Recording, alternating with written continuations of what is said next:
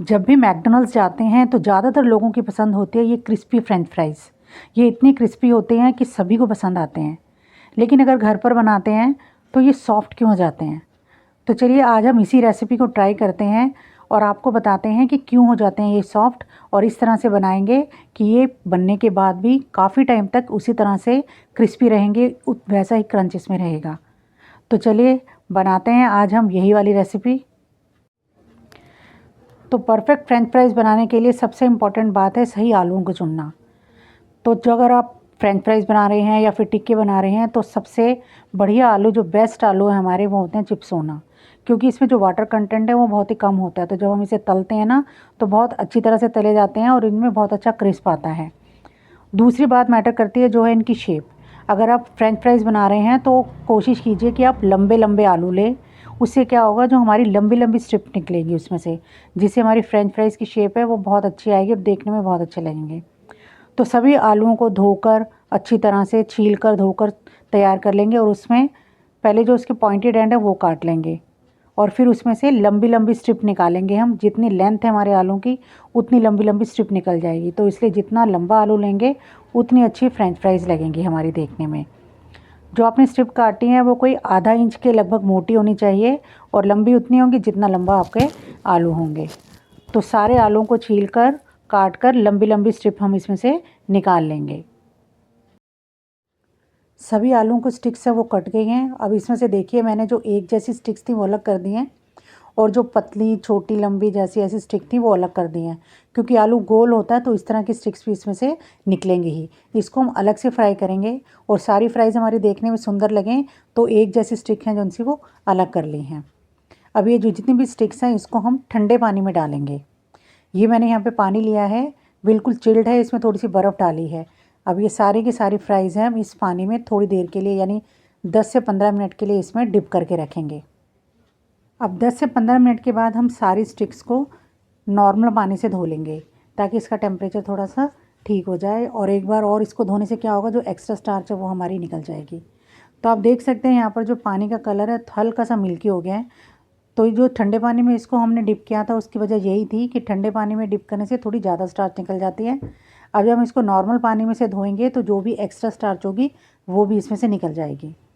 अब नॉर्मल पानी में इसको धोने के बाद हम सारी स्टिक्स को बाहर निकाल देंगे और उसके बाद हम इसको बॉईल करेंगे।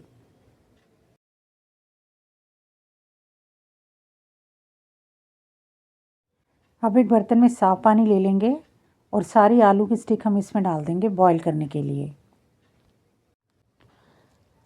साथ ही हम इसमें डाल देंगे 1 टेबलस्पून के करीब विनेगर और 1 टीस्पून डालेंगे इसमें सफ़ेद नमक और 1 चम्मच से हम इसको हिला देंगे ताकि सारे में मिक्स हो जाए। जब ये पानी बॉईल होना स्टार्ट हो उसके 2 मिनट के बाद हम अपनी फ्लेम को ऑफ़ कर देंगे।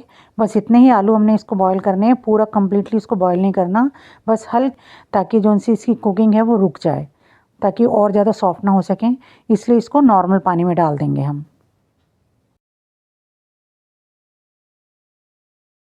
अब इस पानी से निकाल कर हम सारे आलूओं को एक कॉटन के कपड़े पर रख देंगे और इसी कॉटन के कपड़े से इसको पोंछ देंगे ताकि इसके ऊपर से जो एक्स्ट्रा पानी है वो सारा निकल जाए।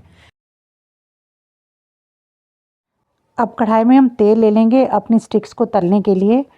पहले तेल को हमने बहुत ही हाई फ्लेम पर गरम कर लेना है और जब ये गरम हो जाए तो फ्लेम को हम मीडियम कर देंगे और मीडियम फ्लेम पर ही हम सारी फ्राइज़ को तलेंगे। ये हम 2 बार तलेंगे। अब पहली बार जो तल रहे हैं हम उसको केवल हमने 20% ही तलना है, इसका कलर चेंज नहीं होने देंगे, हल्का सा वाइट ही रखेंगे इसको। तो पहली बार तलने में केवल ऐसा ही कलर हो जाएगा तो हम सारी फ्राइज़ को निकाल लेंगे। इसी तरह सारी फ्राइज़ को तलना है और निकाल लेना है। अब सारी फ्राइज़ को थोड़ी देर के लिए इस तरह से फैलाकर छोड़ देंगे ताकि ये थोड़ी सी ठंडी हो जाए, इसका टेम्परेचर थोड़ा सा डाउन हो जाए। जब स्टिक थोड़ी सी ठंडी हो जाए तो इसमें हम 1 टेबलस्पून भरकर अरारोट का डाल देंगे। जब हम इसको तलेंगे ना तो इसमें हल्का सा क्रिस्प आएगा अरारोट की वजह से भी। तो सारी स्टिक्स पर अच्छी तरह से अरारोट लग चुका है। अब ये हमारे फाइनल तलने के लिए तैयार है। अब तेल को फिर से मीडियम गरम करेंगे और सारी स्टिक्स हम इसमें थोड़ी थोड़ी करके डालेंगे और जब तक कि गोल्डन कलर ना आ जाए इसको तलेंगे। जब हल्का सा गोल्डन कलर आ जाए तो इसको निकाल लेंगे और इसी तरह से सारी स्टिक हमारी तली जाएंगी। सारी फ्रेंच फ्राइज़ हमारे जो तल कर रेडी हो गई हैं। देखिए कितना प्यारा गोल्डन कलर आया है इसमें। लग रही है ना वैसे ही जैसी बिल्कुल हमें मैकडॉनल्ड में मिलती हैं। तो चलिए अब इसमें थोड़ी सी सीजनिंग भी ऐड कर लेते हैं। इसके लिए लिया है यहाँ पे 1 टीस्पून के करीब चाट मसाला, थोड़ा सा सफ़ेद नमक और थोड़ी सी ली है देगी मिर्च। इन 3 चीज़ों को हम अच्छी तरह से मिला लेंगे और इसको फ्रेंच फ्राइज़ के ऊपर स्प्रिंकल कर देंगे। ये तभी स्प्रिंकल कर देना है जब ये गर्म होती हैं। अगर ये फ्रेंच फ्राइज़ ठंडी हो जाएंगी उसके बाद स्प्रिंकल करेंगे तो इसके ऊपर चिपकेगा नहीं ये मसाला। तो इसलिए गरम गरम में ही इसको ऐड करना होता है। इस मसाले को ज़रूर ऐड कीजिएगा, ये बहुत टेस्टी लगता है और ये तीनों चीज़ें तो अवेलेबल होती हैं सबके घरों में। तो लीजिए हमारी फ्रेंच फ्राइज़ है बिल्कुल तैयार खाने के लिए। तो अगली बार मैकडॉनल्ड नहीं है जाना, इसको घर पर ही है बनाना। तो अगर रेसिपी अच्छी लगी हो तो इसको लाइक कर दीजिए, अपने फ्रेंड्स और रिलेटिव्स के साथ इसको शेयर कर लीजिए। मेरे चैनल पर नए हैं तो मेरे चैनल को सब्सक्राइब कर लीजिए, साथ में बेल आइकन दबाना बिल्कुल ना भूलें। Thanks for watching.